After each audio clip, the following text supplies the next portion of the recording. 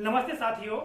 हमारे दैनिक जीवन में संस्कृत में प्रयुक्त प्लूत स्वरों के बारे में कई बार हम सुनते हैं, कई जगह इनके उदाहरण देखने को मिलते हैं। तो इस वीडियो में हम प्लूत जो स्वर हैं या वर्ण हैं इनके बारे में जानेंगे और हमारे दैनिक जीवन में इनका कहाँ का प्रयोग होता है इसके बारे में समझेंगे।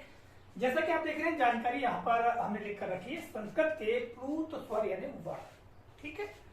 और संस्कृत भाषा में यदि हम बात करें तो वर्णों की संख्या कुल कितनी है? 47 है।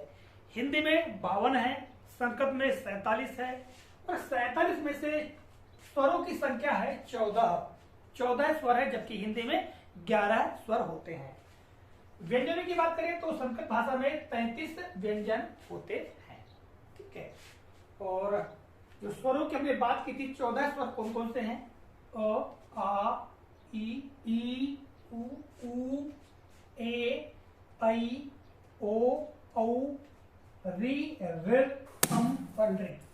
इस तरह से आप देखेंगे तो यहाँ पर 14 स्वर हैं। यदि हम इनको गिनकर देखें तो 1, 2, 3, 4, 5, 6, 7, 8, 9, 10, 11, 12, 13, 14। तो ये 14 स्वर हैं। इनमें हम यदि इनको बांटना चाहें इन स्वरों को तो उच्चारण के आधार पर 3 भागों में बांट सकते हैं। पहला है ह्रस्व स्वर। इसके अंतर्गत ह्रस्व मतलब जिसमें उच्चारण में बहुत कम समय लगता है, तो ये है अ, ई, उ और ऋ। दीर्घ स्वर की हम बात करें तो बाकी इनको छोड़ करके यहाँ पर ये अ, ई, उ और ऋ को छोड़ दें तो बाकी सभी क्या है? दीर्घ स्वर की श्रेणी में आते हैं, क्योंकि इनके उच्चारण में 2 मात्रा काल का समय लगता है और इनके उच्चारण में केवल 1 मात्रा काल का समय लगता है। मात्रा काल मतलब एक स्वर को बोलने में लगने वाला समय, ये कहलाता है मात्रा काल।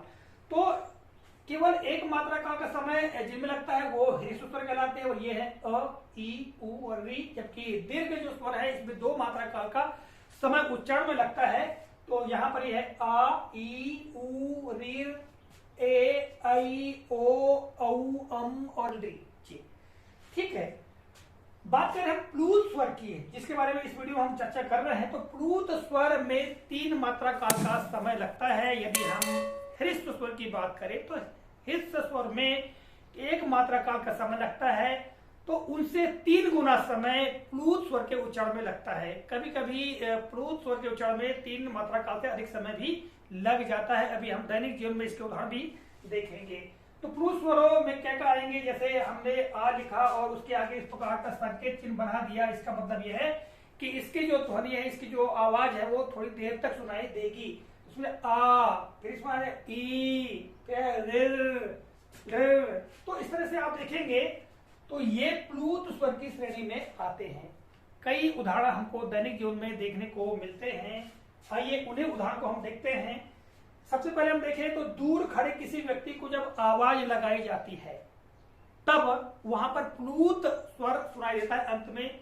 जैसे एक उदाहरण में यहां लिखकर रखा है कि हे धनंजया अत्र आगच्छ। ये संस्कृत का वाक्य है, यानी हे धनंजय यहां आओ। तो यहाँ पर धनंजय थोड़ा देर तक बोलते हैं, तो धनंजया यहाँ पर देखो धनंजया, तो आ थोड़ा देर तक बोला जा रहा है, इसलिए यहाँ पर आप देखेंगे तो प्लूत स्वर का उच्चारण हो रहा है और अंत में हम इस प्रकार का संकेत चिन्ह लगा देते हैं। जहां पर ये संकेत चिन्ह लगा हुआ है इसका मतलब ये समझिए कि वहां पर उस स्वर को 3 मात्रा काल या उससे अधिक मात्रा काल तक बोला जाएगा, यानी प्लूत स्वर की श्रेणी में आता है।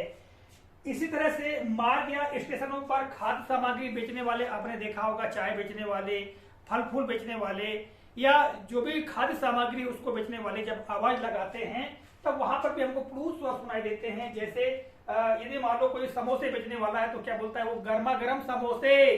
तो थोड़ा जो अंत में ए है वो आगे तक सुनाई देता है, तो वहां पर प्लूत स्वर का वहां प्रयोग किया जाता है।